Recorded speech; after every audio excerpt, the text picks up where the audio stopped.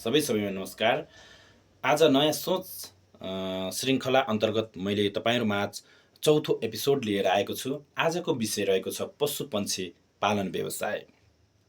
यो पशुपन्छी पालन व्यवसाय प्रापूर्वकालदेखि नै आफ्ना आवश्यकताहरू परिपूर्ति गर्न मानिसहरूले परम्परागत रूपमा गर्दै आएको व्यवसाय हो, जसबाट मान्छेका आफ्ना आवश्यकताहरू दूध, मासु र अन्डा जन्य उत्पादनहरूले आफ्ना आवश्यकताहरू परिपूर्ति गरेर आर्थिक स्तर समेत वृद्धि गरेको पाइन्छ।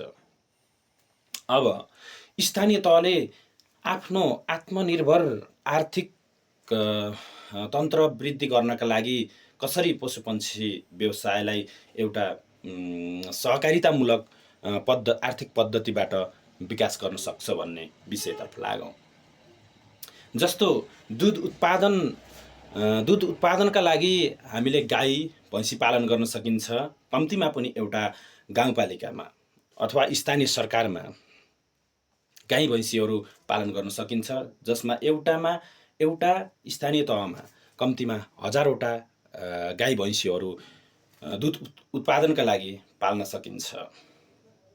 अनि भैँसी पालनबाट त्यस दूध दिए पश्चात यो मासुमा पनि जाने गर्दछ। त्यसको डबल फाइदा भयो। हाम्रो देशमा अब गाईले चाहिँ मासुको लागि प्रयोग गर्न पाइँदैन।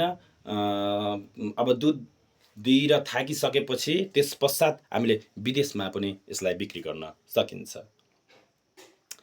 अनि यसमा कम्तीमा कतिजनाले रोजगारी पाउलान् त?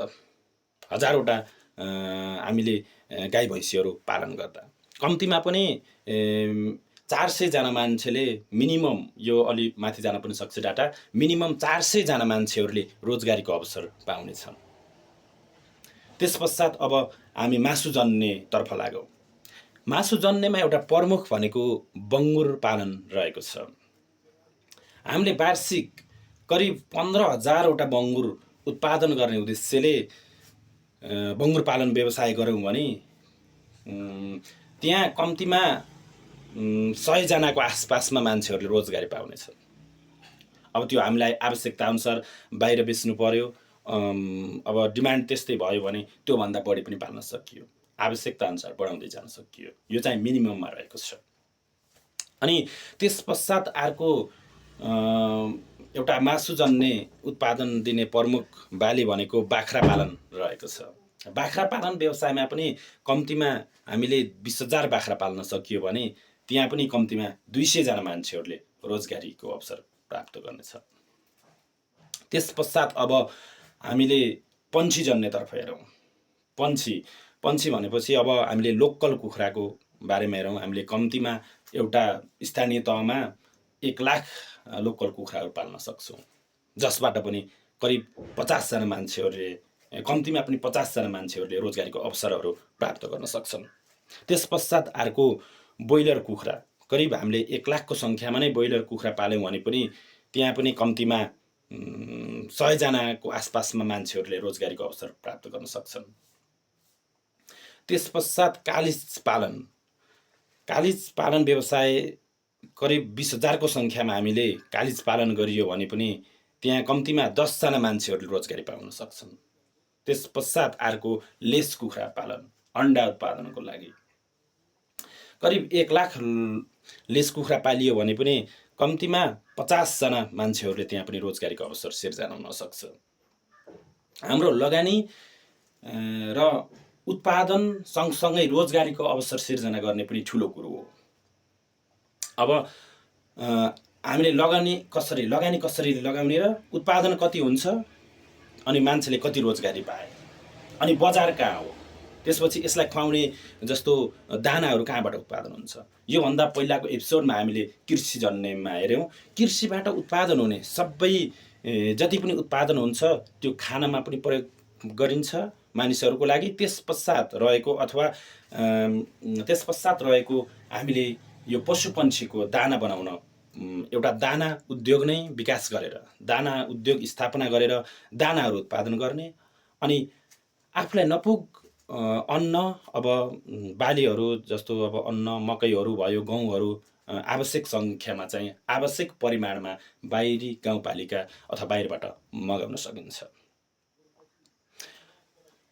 अब यहाँ सालाखाला हेर्दा सामान्यतया पशुपालन व्यवसायबाट कम्तीमा 1000जना मान्छेहरूले रोजगारी पाउने अनुमान गरियो अनि यसबाट पर्याप्त उत्पादन हुन्छ। पर्याप्त उत्पादन नभएको भए अब कोरियामा मानौँ न अहिले अब एग्रिकल्चर र यो पशुपालनमा अब कोरियाले यहाँबाट 2-2 लाख कम्तीमा पनि वहाँ गएकोलाई 2.5 लाखदेखि 3 लाख रुपियाँसम्म 3 लाख रुपियाँ दिएर मान्छेहरूले कजाइरहेका छन् र उनीहरूलाई पनि राम्रो फाइदा भएको छ भने अब गर्न डराए त के नै हुन्छ र जे फाइदा चाहिँ राम्रै हुन्छ।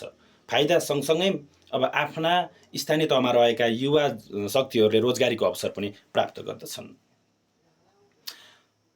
अनि हामीले कृषिबाट उत्पादन भएका अन्नबालीहरूलाई दानामा प्रयोग गर्ने, दाना बनाउने आफैसँग आफ्नै स्थानीय तहसँग मेसिन राख्ने, दाना आफ्नै स्थानीय तहमा बनाउने र नपुग अन्नबालीहरू अन्यन्त्र गाउँपालिकाबाट मगाएर यी हामीले पशुपन्छी पालन व्यवसायहरू सञ्चालन गर्न सकिन्छ, रोजगारीको अवसरहरू सिर्जना गर्न सकिन्छ, युवाहरूलाई आफ्नै देशमा रोजगारीहरूको अवसर सिर्जना गर्न सकिन्छ।